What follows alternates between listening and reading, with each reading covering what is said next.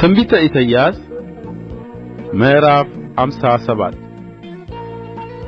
ጻድቅ ይሞታል፣ በልቡም ነገሩን የሚያኖር የለም።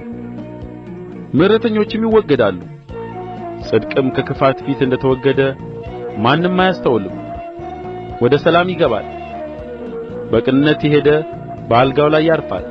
እናንተ የአስማተኛይቱ ልጆች፣ የአመንዝራውና የጋለሞታይቱ ዘር ወደዚህ ቅረቡ። በማን ታላግጣላችሁ? በማንስ ላይ አፋችሁን ታላቅቃላችሁ? ምላሳችሁንስ በማን ላይ ታስረዝማላችሁ?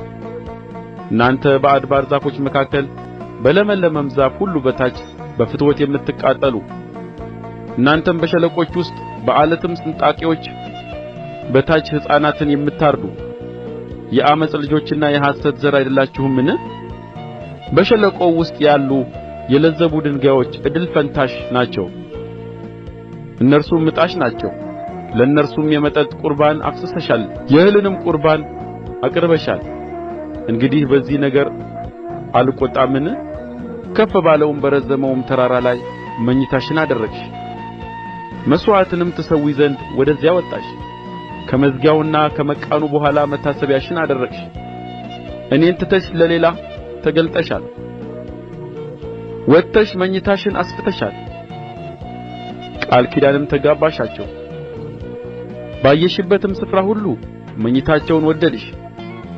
ዘይትም ይዘሽ ወደ ንጉሥ ሄድሽ፣ ሽቱሽንም አበዛሽ፣ መልእክተኞችሽንም ወደ ሩቅ ላክሽ። እስከ ሲኦልም ድረስ ተዋረድሽ፣ በመንገድሽም ብዛት ደከምሽ። ነገር ግን ተስፋ የለም አላልሽም። የጕልበትን መታደስ አገኘሽ፣ ስለዚህም አልዛልሽም። ሐሰትን የተናገርሽው እኔንም ያላሰብሽው በልብሽም ነገሩን ያላኖርሽው ማንን ሰግተሽ ነው? ማንንስ ፈርተሽ ነው? እኔ ብዙ ጊዜ ዝም አልሁ፣ አንቺም አልፈራሽም። እኔ ጽድቅሽን እናገራለሁ፣ ሥራሽም አይረባሽም። ወደ አንቺ የሰበሰብሻቸው በጮኽሽ ጊዜ ይታደጉሽ።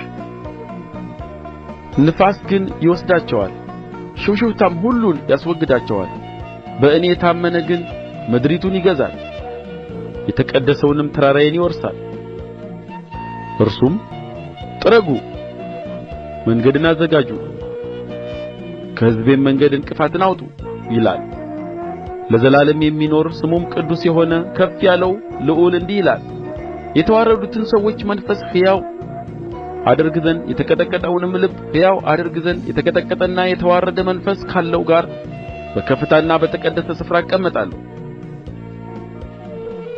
መንፈስም የፈጠርሁትም ነፍስ ከፊቴ እንዳይዝል ለዘላለም አልጣላም፣ ሁልጊዜም አልቈጣም። ስለ ኃጢአቱ ጥቂት ጊዜ ተቈጥቼ ቀሠፍሁት፣ ፊቴን ሰውሬ ተቈጣሁ። እርሱም በልቡ መንገድ እያፈገፈገ ሄደ።